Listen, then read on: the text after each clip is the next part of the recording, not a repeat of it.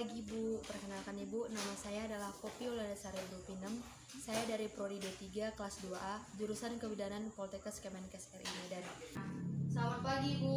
Pagi. Apa kabar hari ini? Baik. Nah, perkenalkan saya dari mahasiswa Politeknik Kesehatan Medan, jurusan Kebidanan. Di sini saya akan melakukan penyuluhan. Sebelum saya melakukan penyuluhan, saya akan memperkenalkan diri. Perkenalkan Ibu, nama saya adalah Poppy Wulandasari Rupinem. Nah, sebelum memulai penyuluhan kita akan melakukan kontra waktu. Nah, saya membutuhkan waktu 30 menit. Apakah ibu-ibu bersedia? Iya, saya sedia. Untuk mempersingkat waktu, saya akan menjelaskan materi tentang status gizi keluarga berencana implan. Di sini saya akan bercerita sedikit, Ibu. Ada seorang ibu pasti menginginkan gizi yang terbaik bagi sang buah hati. Dan tidak ada asupan yang lebih baik untuk bayi selain ASI. Setelah melahirkan, secara alami tubuh ibu akan memproduksi ASI yang memiliki kandungan nutrisi yang penting bagi tumbuh kembang bayi. Menyusui bayi secara eksklusif dapat membantu mengurangi kesempatan sang ibu untuk hamil lagi selama 6 bulan pertama. Namun, untuk memastikan agar tidak hamil selama menyusui, ibu-ibu disarankan untuk memilih kontrasepsi yang sesuai. Alasannya, metode kontrasepsi yang tidak sesuai bisa menyebabkan produksi ASI menjadi berkurang. Baik Ibu, saya akan menjelaskan tentang alat-alat kontrasepsi. Apakah Ibu yang di sini sudah tahu apa itu alat kontrasepsi? Belum. Jadi Ibu, alat kontrasepsi itu yaitu metode atau alat yang digunakan ibu-ibu supaya tidak hamil atau mencegah kehamilan. Tujuannya supaya ibu tidak memiliki anak yang banyak. Jadi berbicara tentang alat kontrasepsi itu dibagi menjadi dua Ibu. Yang pertama itu ada alat kontrasepsi hormonal dan yang kedua ada alat kontrasepsi non hormonal. Hormonal yaitu alat kontrasepsi yang mengandung hormon, dan alat kontrasepsi non hormonal yaitu alat kontrasepsi yang tidak mengandung hormon. Jadi Ibu, saya kasih contoh alat kontrasepsi yang hormonal ya. Yang hormonal itu misalnya pil KB, implan, suntik KB yang sering ibu-ibu gunakan, dan vasektomi dan tubektomi. Dan alat kontrasepsi non hormonal yaitu spiral, kondom, dan metode kalender. Dan saya akan menjelaskan tentang pil KB. Jadi pil KB itu merupakan metode kontrasepsi bentuk tablet yang mengandung hormon. Pil KB ini memiliki kekurangan dan kelebihan. Jadi kelebihan pil KB itu yaitu yang pertama, mengurangi pendarahan pada saat menstruasi. Yang kedua, siklus menstruasi lancar.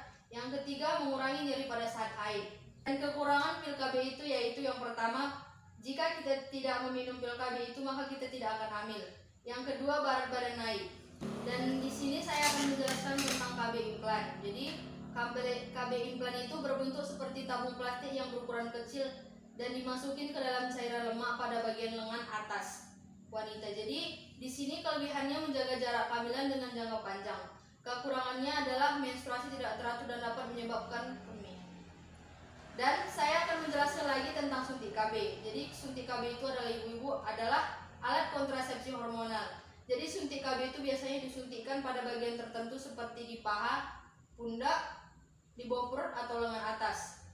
Jadi suntik KB itu memiliki kekurangan dan kelebihan. Kelebihannya yang pertama, efektif mencegah kehamilan. Yang kedua, tidak mengganggu aktivitas seks. Dan kekurangannya yang pertama, gairah seks menurun. Yang kedua, pendarahan di luar jadwal menstruasi dan bahkan tidak menstruasi sama sekali. Dan saya akan menjelaskan lagi tentang tubektomi. Jadi tubektomi adalah pemotongan saluran indung telur sehingga sel telur tidak bisa masuk ke rahim untuk dibuahi. Jadi tubektomi ini bersifat permanen walaupun dapat disambungkan kembali, namun tingkat fertilitasnya tidak akan kembali ke keadaan semula. Tubektomi ini memiliki kekurangan dan kelebihan. Kelebihan tubektomi yang pertama, tidak mengganggu proses menstruasi, dan yang kedua tidak menyebabkan kenaikan berat badan. Sedangkan kelemahannya adalah yang pertama, infeksi pasca operasi, yang kedua pendarahan, dan yang ketiga kehamilan ektofit atau kehamilan di luar rahim. Dan alat kontrasepsi yang selanjutnya Ibu adalah vasektomi. Jadi vasektomi ini merupakan metode kontrasepsi dengan cara memutus saluran sperma pada laki-laki. Jadi vasektomi itu ibu-ibu adalah alat kontrasepsi untuk laki-laki ya Ibu. Jadi kelebihan vasektomi itu yang pertama, tidak menghilangkan gairah seksual pada suami dan istri, dan yang kedua tidak ada resiko kesehatan. Kekurangan vasektomi itu yang pertama adanya operasi, Yang kedua adanya infeksi pasca operasi. Dan selanjutnya itu ada spiral. Jadi spiral ini adalah salah satu alat kontrasepsi non hormonal. Jadi spiral dipasang pada rahim wanita berbentuk huruf T.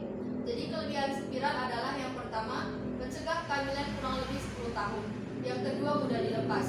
Kekurangan spiral adalah yang pertama, siklus menstruasi tidak tertutup. Dan yang kedua, dapat menyebabkan infeksi. Dan selanjutnya ada kondom. Jadi kondom adalah alat kontrasepsi yang digunakan untuk memperlambat kehamilan sekaligus untuk mencegah penularan seksual pada saat melakukan hubungan seks. Jadi kelebihan menggunakan kondom adalah yang pertama itu tidak repot, yang kedua menghindari penghindaran seksual. Kekurangan kondom adalah yang pertama mengganggu hubungan seksual karena tidak berkontak langsung, dan yang kedua lecet dan sobek jika disalahgunakan. Nah Ibu, saya sudah selesai melakukan penyuluhan. Apakah Ibu yang di sini ada yang ingin ditanyakan? Tidak. Kalau tidak ada yang ingin Ibu tanyakan, boleh saya tanyakan sejauh mana Ibu mengerti tentang materi alat kontrasepsi yang saya jelaskan? Boleh. Baik, saya akan memberikan pertanyaan. Apa saja sih alat kontrasepsi yang hormonal? Saya, Bu. Silakan Ibu yang sebelah kiri saya boleh menjawab. Jadi alat kontrasepsi hormonal yaitu pil KB, implan, suntik KB, vasektomi, tubektomi. Karena Ibu sudah mengetahui, saya akan menutup penyuluhan ini. Akhir kata saya mengucapkan terima kasih dan selamat pagi Bu. Selamat pagi. Jadi Bu, hanya itulah yang bisa saya jelaskan. Jadi selamat pagi dan terima kasih Bu.